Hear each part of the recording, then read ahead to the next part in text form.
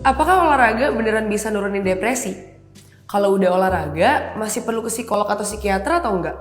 Olahraga pastinya akan ngebantu banget, walaupun nggak bisa sepenuhnya ngobatin depresi. Dalam psikologi, manusia itu dipengaruhi sama mental dan fisik.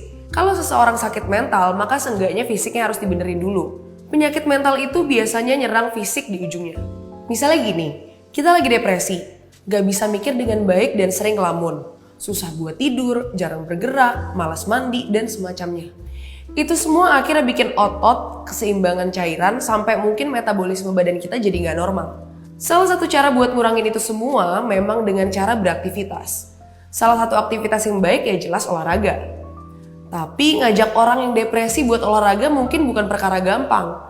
Biasanya susah banget ngajak orang yang punya tekanan kejiwaan buat mau bersusah payah berolahraga. Buat keluar kamar aja biasanya orang depresi males banget.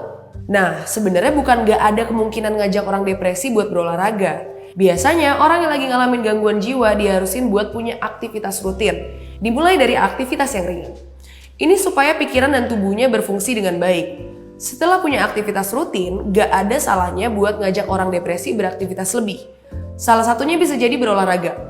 Tetapi sebelum berolahraga, ada baiknya psikiater atau psikolognya ikut nyusun kerangka pikirannya supaya mereka juga pelan-pelan jadi baik.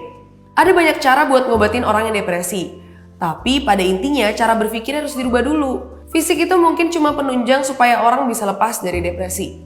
Punya fisik yang sehat ngebantu orang terlepas dari depresi. Karena nggak mungkin orang diobatin pikirannya kalau fisiknya sakit semua terus nggak punya aktivitas harian. Kalau udah punya cara berpikir yang mulai benar dan udah rutin olahraga, biasanya kesembuhan orang depresi akan jadi semakin besar kemungkinannya.